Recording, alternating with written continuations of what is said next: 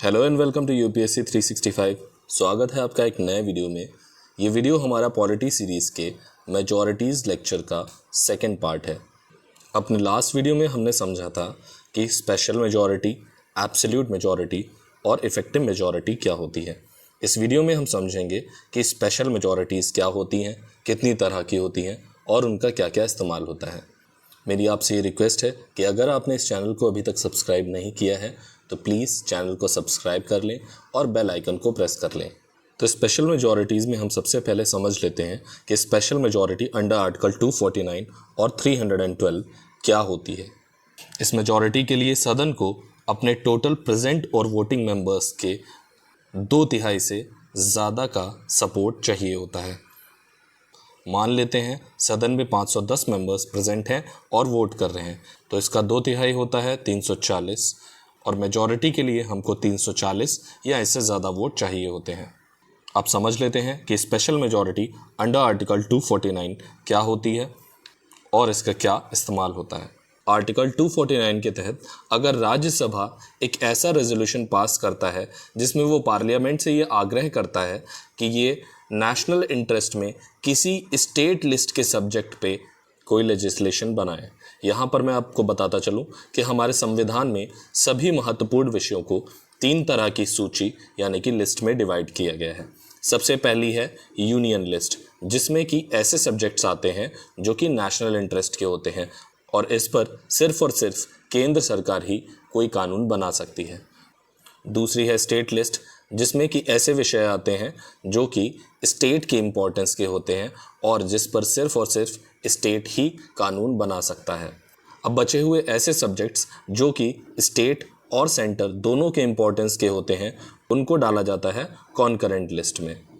Concurrent list के किसी भी सब्जेक्ट पे सेंटर और स्टेट दोनों ही लेजिस्लेशन बना सकते हैं, लेकिन किसी भी तरह की विरोधाभास की स्थिति में सेंटर द्वारा बनाया गया लेजिस्लेशन ही माना जाएगा।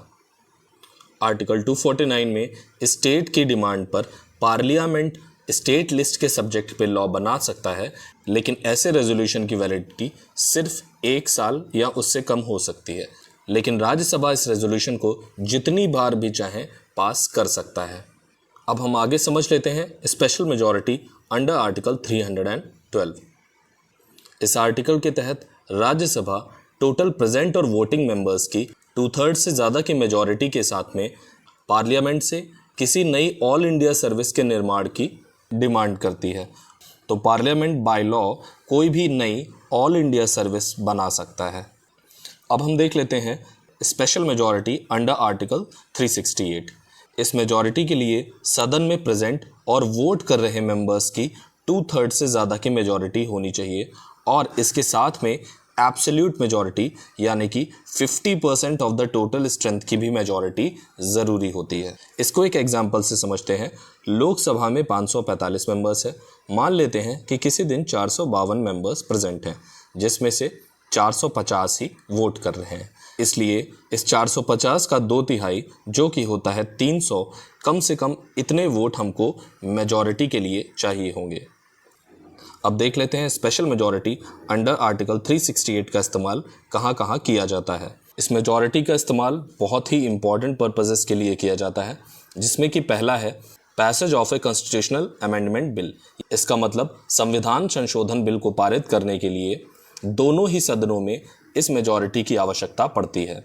इसके अलावा किसी सुप्रीम कोर्ट या हाई कोर्ट के जज को हटाने के लिए या फिर chief election commissioner, state election commissioner और controller and auditor general of India को उसके पद से हटाने के लिए भी इस मेजॉरिटी का इस्तेमाल किया जाता है।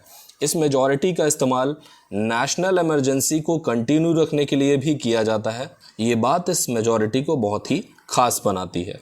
और अंडर आर्टिकल 169 अगर कोई स्टेट लेजिस्लेटिव असेंबली अपने स्टेट में लेजिस्लेटिव काउंसिल को बनाने या फिर उसको ख़त्म करने की डिमांड अगर पार्लियामेंट से करती है तो भी उसको इस तरह की मेजॉरिटी की आवश्यकता पड़ती है। आइए लास्ट में हम देख लेते हैं स्पेशल मेजॉरिटी अंडर आर्टिकल 61। ये मेजॉरिटी सबसे कॉम्प्लेक्स तरह की मेजॉरिटी मानी गई है, क्योंकि इस मेजॉरिटी के लिए दोनों ही हाउसेस की टोटल स्ट्रेंथ, ध्यान रहे टोटल स्ट्रेंथ का 2/3 से ज़्यादा का सपोर्ट होना चाहिए।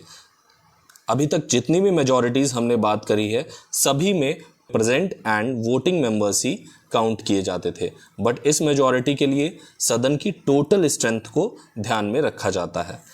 जैसा कि लोकसभा में 545 मेंबर्स हैं तो उसका 2/3 यानी कि 364 से ज़्यादा का सपोर्ट मेजॉरिटी के लिए होना चाहिए। इसी तरह से राज्यसभा में 245 मेंबर्स में से 164 मेंबर्स का वोट मेजॉरिटी के लिए चाहिए होता है।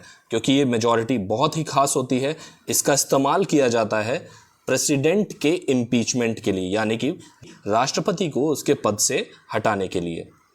यहाँ पर मेरा आपसे सवाल है कि वो कौन कौन से कारण होते हैं जिस कारण राष्ट्रपति को उसके पद से हटाया जा सकता है। लास्ट में मैं आपके लिए चीज़ों को समराइज़ कर देता हूँ। मेजॉरिटीज़ 4 तरह की होती हैं: simple majority, absolute majority, effective majority and special majority. Simple majority के लिए हमको प्रेजेंट और वोटिंग मेंबर्स का 50% का सपोर्ट चाहिए होता है। वहीं एब्सोल्यूट मेजॉरिटी के लिए हमको हाउस की टोटल स्ट्रेंथ का 50% वोट चाहिए होता है। इसके बाद बात करते हैं इफेक्टिव मेजॉरिटी की, तो उसके लिए हमें हाउस की इफेक्टिव स्ट्रेंथ का 50% चाहिए होता है। मैं आपको पहले ही बता चुका हूँ कि इफेक्टिव स्ट्रेंथ होती है total strength of the house minus the vacancies. Last में हम लोगों ने देखा स्पेशल मेजॉरिटी अंडर आर्टिकल 249, 312, 368 और स्पेशल मेजॉरिटी अंडर आर्टिकल 61। इन सभी मेजॉरिटीज़ को डिटेल में समझने के लिए हमारे पॉलिटी सेक्शन में जाएं और पार्ट 1 ऑफ द मेजॉरिटीज़ ज़रूर विजिट करें। ये टॉपिक प्रीलिम्स और मेंस दोनों ही पर्सपेक्टिव से आपका इम्पॉर्टेंट टॉपिक है। अगर आपको हमारे नोट चाहिए हो तो आप हमारे टेलीग्राम चैनल को ज्वाइन कर सकते हैं, जिसका लिंक डिस्क्रिप्शन में मिल जाएगा। Thank you for watching this video till end. Kindly like, share and subscribe the channel. Have a great day.